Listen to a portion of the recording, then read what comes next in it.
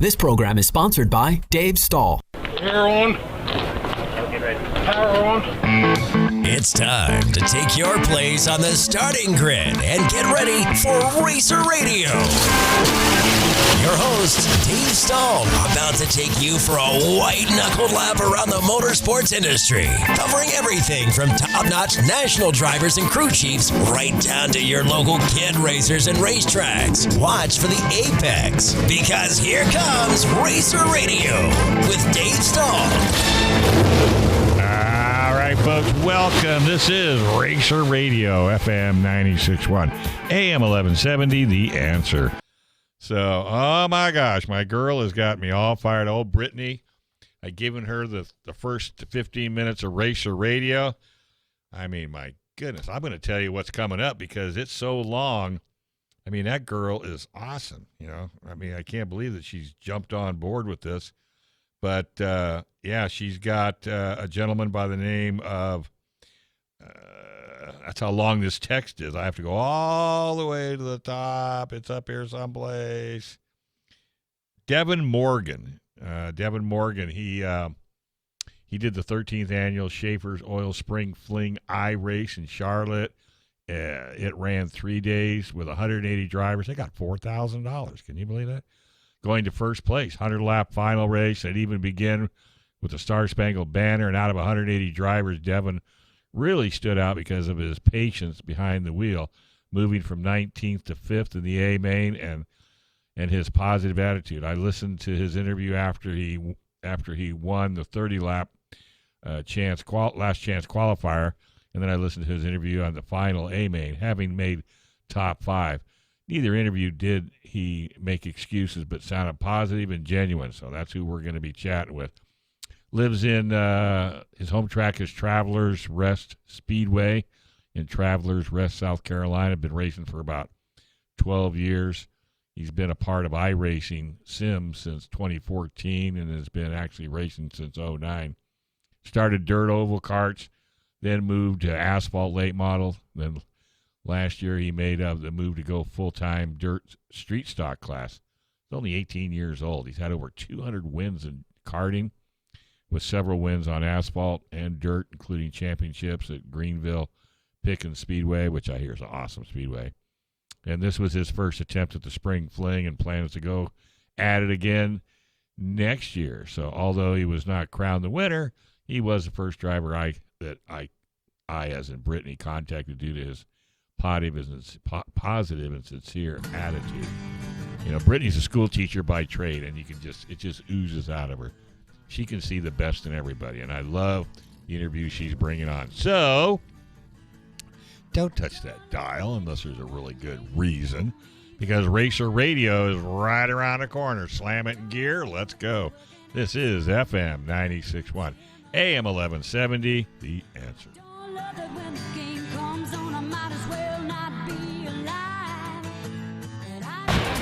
All right, we got Brittany Sandall on the line, car 37 at Verona Speedway. If they ever open the track again, and I'm sure it's right around the corner. So Brittany has been doing her due diligence. She's my Cub reporter, and she's out there, and she's finding drivers that have got just amazing credentials and really good people. I think that's a school teacher coming out in her. How you doing, Britt?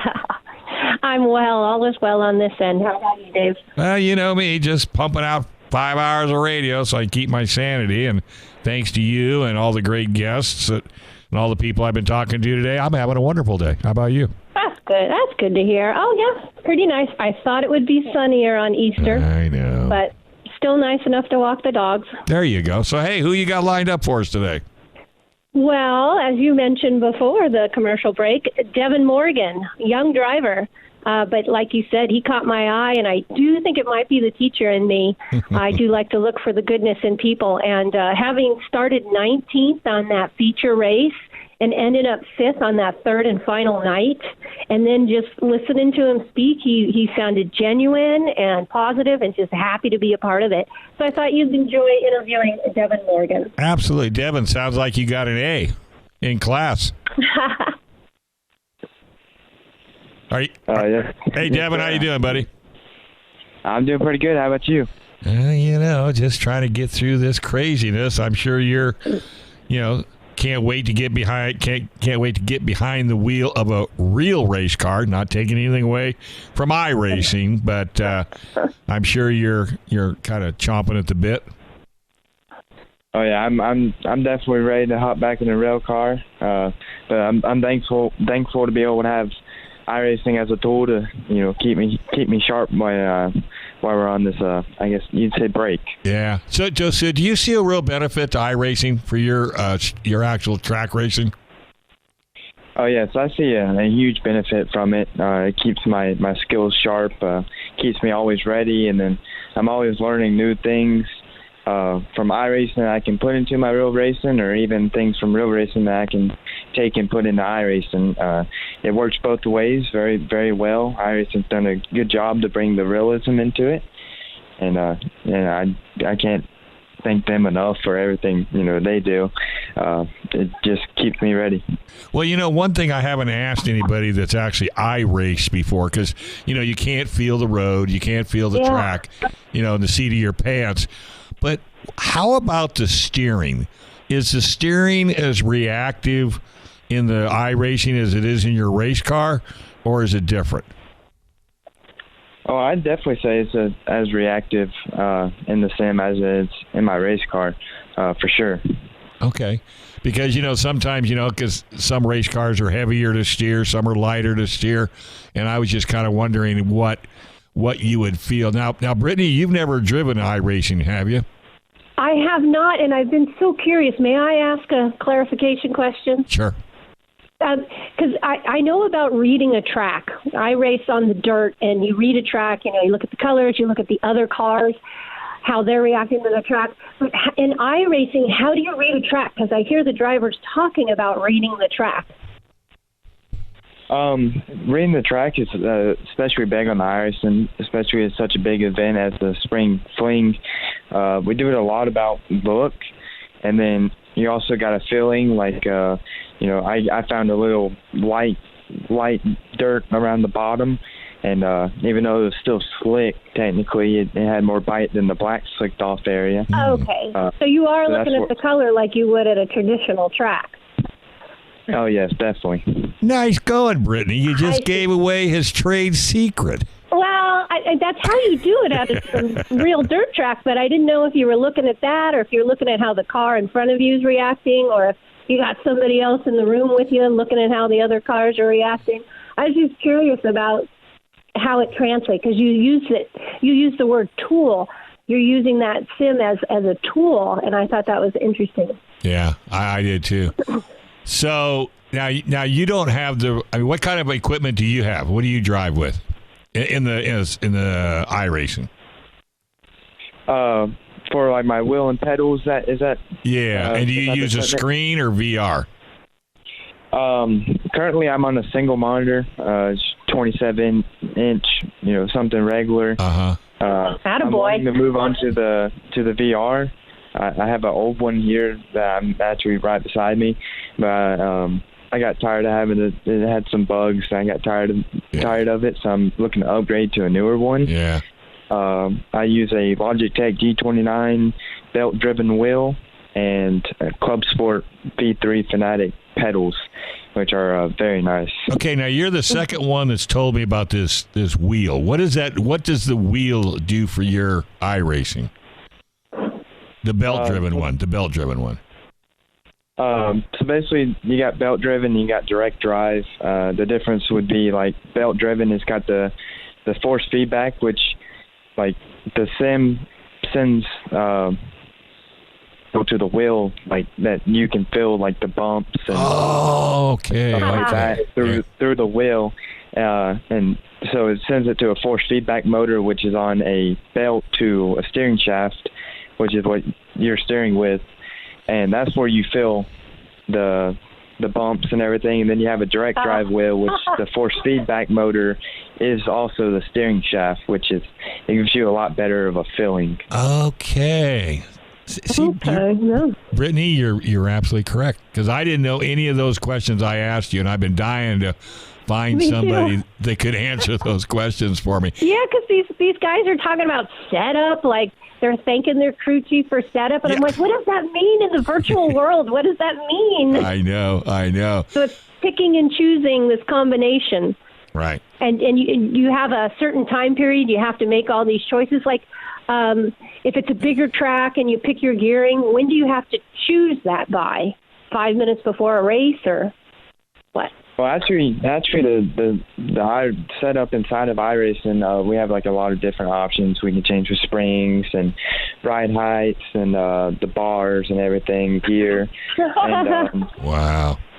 throughout practice, we can change anything we want to in there. We can change to a completely different setup because we have you have on the computer and you go into your folders and you put setups in there. So we have cool. generally about 10 setups per racetrack, and then changing the gear and stuff. We had about a minute after practicing. We had about a minute of gridding up that we could make our final adjustment. Well, that's pretty So, cool. like springs, at least in the dwarf world, there are different brands of springs. Are there a variety of brands, or is everyone running the same, and then you just choose, I want a 250 and a 300? Yeah, it's everyone's on the same setup sheet. It's just numbers and you can have all of the same springs and same bar setups, and it could just be a different matter of ride heights in the setup that can. Okay. All right. Hey, before I let you go, I understand you're raffling off a dwarf different roller. person. Oh, different person? Different. I guess I should. He doesn't do dwarf. He's not. He likes bigger cars. I know. Devin likes bigger cars. Well, but he started in karts, so he just went right past dwarf. Well, I'm a kart guy. That's how I started. But I started in karts way before you were born, and I like karting. I still, whenever I have an opportunity, I'll take a run out to K1 Speed. That's kind of my simulator, just to stay sharp. But that's just me. Have you done K1 Speed? Yeah, we have. Kind of the closest one to us is up in Charlotte. Yeah. And we go out to the Board of Outlaws World Finals every year in November, and we always make a trip there to ride on them. And tell them it's okay. 8 wheels are still better than 4 in the turns. That's what I keep telling them. Oh my gosh. Well, it does. It works. Then they turn me down. Then they turn my power down. I hate that. Right. But that's so Devin, he raced with 180 drivers. This week was a 3-day or 180 drivers. He ended up on the podium with 5th. So I'm curious how he's going to do when the season opens up again. Yeah. And, no pressure. No pressure. No, I'd love to check in or have him check in at the end of the season and see how he does. Oh, yeah. On the dirt. Brittany didn't tell you, but once you come on our show, you're stuck. You're going to come back on more than once. And the main thing, once you get back driving again, what we always push you to do is talk sponsors. Sponsors. All right, then let's talk about sponsors, because I'm sure you had some before the pandemic, and it's always good to give the sponsors a little love. Right here on FM 96.1, AM 1170, The Answer.